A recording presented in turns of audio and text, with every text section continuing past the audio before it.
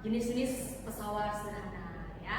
Pesawat sederhana ada 4 jenis. Yang pertama adalah tuas, terus bidang miring, terus habis itu katrol dan roda berporos gitu ya. Nah, yang akan kita pelajari yaitu contoh soal yang pertama tentang tuas gitu ya. Oke, soalnya begini. Perhatikan gambar tuas berikut ya. Tuasnya seperti ini. Di sini ada tuas ya. Ini ada titik tumpu ya. Terus yang ini kuasa dan yang ini beban ya. Gitu. Nah, pertanyaannya ada 2. Yang pertama, keuntungan mekanik alat tuas ini berapa? Terus, yang kedua, gaya F yang diperlukan untuk mengangkat beban sehingga menjadi bebannya terangkat, gitu ya. Nah, berapa gaya F ini dicari? Oke, satu persatu kita cari dulu, ya. Saya jelaskan dulu. Ini di sini ada dari titik tumpu sampai ke beban. Ini namanya lengan beban atau LB, ya, lengan beban. Sedangkan dari titik tumpu sampai ke kuasa itu namanya lengan kuasa atau LK. Sedangkan F adalah force beban, gaya maaf. Sedangkan W itu adalah beban, gitu ya. Nah, persamaan yang digunakan pada tuas itu yaitu persamaan W per F. Ingat, beban dibagi gaya sama dengan lengan kuasa dibagi lengan beban, ya. Saling berkebalikan. Kalau beban yang di atas berarti pasangannya lengan kuasa. Kalau beban gaya yang di bawah, lengan beban yang di bawah pasangannya. Begitu ya, ingat-ingat. Oke, untuk menentukan yang namanya keuntungan mekanis, ya, keuntungan mekanis boleh menggunakan salah satu persamaan. Persamaan yang ini boleh, ya, atau yang ini boleh. Ya. Pilih salah satu, ya. Boleh pilih salah satu. Jika keduanya kamu hitung dan hasilnya sama, berarti jawabanmu benar, gitu ya. Kalau berbeda berarti harus kamu hitung kembali, berarti belum tepat, gitu. Nah, dalam hal ini saya menggunakan yang di sebelah sini, ya. Lengan kuasa dibagi lengan beban. Nah, kita balik ke sini. Lengan beban yang mana? Lengan beban dari titik tumpu ke beban, sedangkan lengan kuasa dari titik tumpu ke gaya kuasa, gitu ya. Nah, yang kita tahu di sini yang kita tahu hanya beban. Jadi lengan kuasanya berapa, Bu? Nah, panjang papan ini atau pengukit ini ya, panjangnya sepanjang 2,5 meter, 24 meter. Nah, berarti untuk menentukan lengan kuasanya harus diselisihkan dengan lengan beban, gitu ya. Berarti lengan panjangnya 2,4 dikurang 0,6 meter, harus di bawah meter, gitu ya. Karena masih dalam senti, sisanya 1,8 meter. Berarti lengan kuasa dibagi lengan beban 1,8 meter dibagi 0,6 meter itu 3 kali. Berarti keuntungan mekanis alat tuas ini 3 kali, gitu ya. Oke, yang kedua, pertanyaannya gaya yang diperlukan untuk mengangkat beban, ya, supaya bebannya terangkat itu berapa gayanya. Nah, tuas ini hanya ada satu persamaan. Jadi kalau misalnya dibolak-balik mencari gaya, mencari beban, atau lengan kuasa atau lengan beban, hanya menggunakan satu persamaan. Bagaimana cara bisa tahu, Ibu? Nah, dengan menggunakan perkalian silang. Kalau misalnya ditanya gayanya, berarti ditutup di gayanya. Beban dikali dengan beban dibagi kuasa. Begitu sebaliknya, ya. Ditutup di bebannya kalau ditanya beban. Gaya kuasa dikali lengan kuasa dibagi beban. Begitu ya, dengan perkalian silang. Nah, karena yang ditanya gayanya, berarti kita substitusikan semua yang diketahui. W-nya itu 720 Newton dibagi F. LK per LB-nya sama dengan yang di sini ya, 1,8 dibagi 0,6. Setelah itu disederhanakan, 1,8 dibagi 0,6 itu 3, masih ada sisa 3. Berarti lakukan perkalian silang sehingga F-nya sama dengan 720 dibagi 3, gitu. Karena kan lakukan perkalian silang. Dapatnya F-nya sama dengan 240 Newton. Begitu ya. Kita lanjutkan ke soal berikutnya. Ke soal nomor 2. Jadi soal nomor 2 ini tentang bidang miring. Ingat ya, jenis pesawat sederhana yang kedua yaitu bidang miring. Jadi soalnya begini, perhatikan gambar bidang miring berikut. Ya, seperti ini bidang miringnya. Ya, panjang sisinya 8 meter, yang ini 6 meter, dan ada beban. Ya, beban ini terletak di tengah-tengah bidang miring dengan diberi gaya sebesar 600 Newton. Nah, tentukan keuntungan mekanik pada sistem ini dan beban gaya yang ditarik oleh F, berarti yang tanya W, ya. Oke, kita bahas satu persatu. Ya, nomor A itu ditanya tentang keuntungan mekanik sistem, ya, pada bidang miring untuk menentukan keuntungan mekanisnya menggunakan persamaan W per F sama dengan S per H. Ingat ya, W per F itu sama dengan yang ada pada tuas, tetapi yang di bagian sininya S per H. S itu apa? S itu panjang bidang miringnya, jadi panjang sisi yang di sini dibagi dengan H. H itu height-nya tinggi. Oke, begitu ya. S H. Oke, jangan salah. Nah, karena kita belum menemukan sisi yang S ini, kita punya 8 meter dan 6 meter. Berarti kita gunakan yang namanya Pythagoras ya. Akar 8 kuadrat ditambah 6 kuadrat itu sama dengan 64 ditambah 36. Akar 64 ditambah 36 itu 100, sehingga memperolehlah 10 meter. Ini S-nya. Gitu ya. Tinggal kita substitusi. Hal yang sama bisa dilakukan pada bidang miring. Ya, untuk mencari keuntungan mekanis, boleh menggunakan sisi yang di sebelah sini, boleh menggunakan sisi yang di sebelah sini saja. Hasilnya sama, berarti jawabanmu benar. Gitu. Saya menggunakan yang di sebelah sini, S per H. S-nya 10 meter, H-nya itu 6. Jadi keuntungan mekanisnya 5 per 3. Atau kalau dijabarkan 1,67 kali. Ya, atau sama dengan 2 kali. Gitu ya. Terus yang kedua ditanyanya beban yang ditarik oleh gaya F. Ya, gunakan persamaan yang masih sama pada bidang miring. W per F sama dengan S per H. W itu beban dan F itu gaya.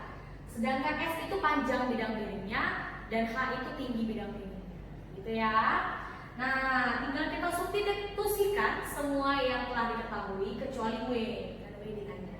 Gitu. W per S sama dengan S per H. W-nya belum tahu. F-nya 600 Newton.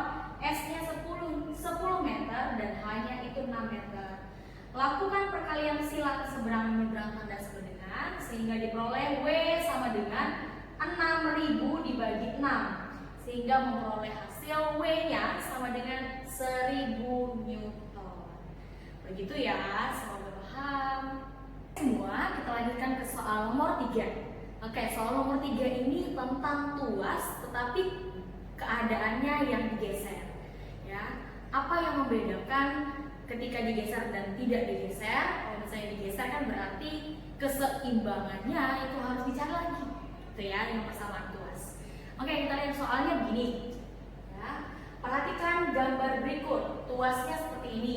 Ini titik tumpu, ya, ini beban dan ini kuasa. Ya, nah ini saya beri label F, yang ini W dan yang ini LB. Jarak dari titik tumpu ke beban itu namanya lengan beban. Ingat ya, dari titik tumpu ke kuasa itu namanya lengan kuasa. Nah, soalnya begini, beban digeser 10 cm mendekati titik tumpu. Ya, ini keadaannya sebelum digeser seperti ini, dan ketika digeser sejauh 10 cm mendekati titik tumpu, berarti LB-nya nanti berubah keadaan. Ya, terus agar tuas seimbang maka kuasanya dihitung lagi berapa, gitu ya.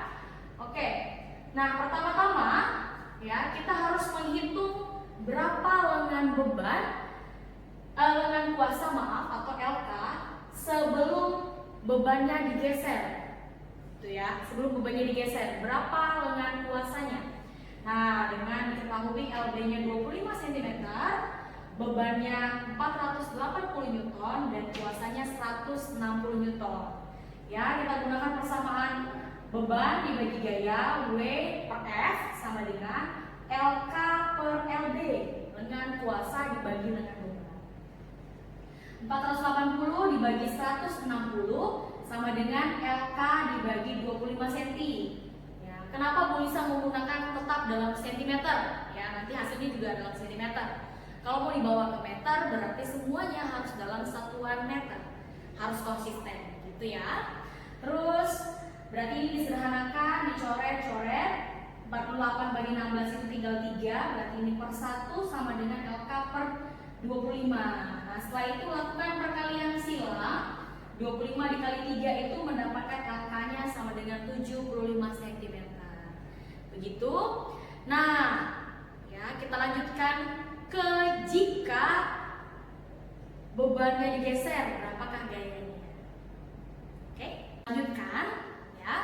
Jadi tadi kita sudah mencari berapa lengan kuasa setelah digeser. Ternyata digeser 10 cm ya, mendekati titik tumpu, berarti bebannya digeser ke arah sebelah sini, sehingga sekarang lengan beban itu menjadi 15 cm.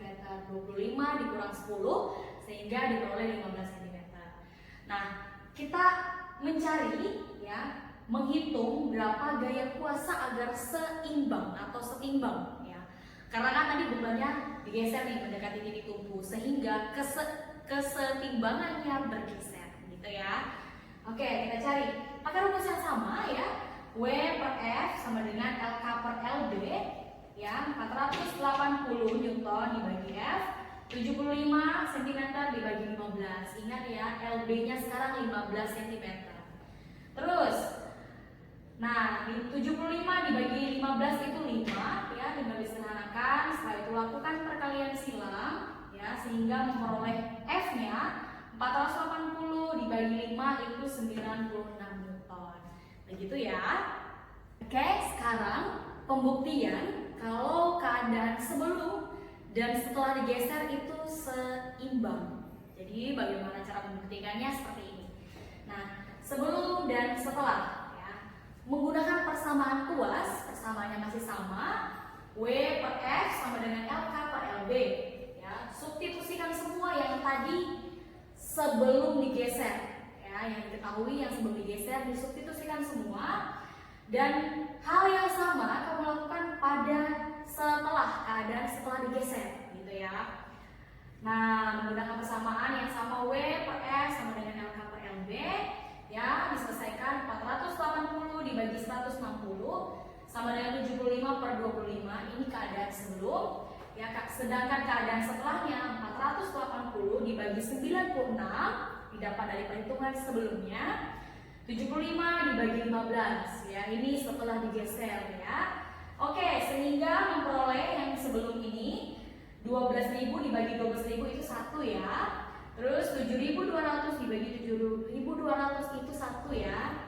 Nah, berarti keadaan sebelum dan sesudah digeser itu setimbang. Hasilnya sama, berarti keadaan seimbang.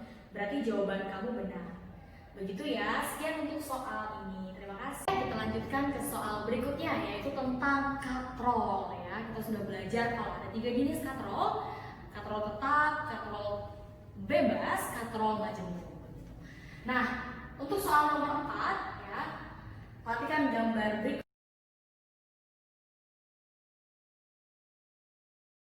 Bebannya dibagi dengan keuntungan mekanis ya, 120 dibagi 2 itu hasilnya 60 Newton. Begitu ya. Selanjutnya untuk soal yang nomor 5 ya, perhatikan sistem katrol berikut. Perhatikan soal berikut ya.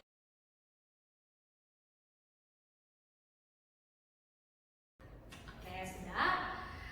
Berapa gaya yang diperlukan untuk menarik beban sebesar 60 Newton? Nah, berdasarkan gambar sebelumnya, diketahui bahwa ada 3 tali yang menyokong katrol tersebut, sehingga ada besar keuntungan mekanisnya dari sistem tersebut adalah 3 ya. Gunakan persamaan yang sama, F sama dengan W dibagi keuntungan mekanis. W-nya itu 60 Newton dibagi 3, hasilnya 20 Newton. Paham ya? Sekian, terima kasih.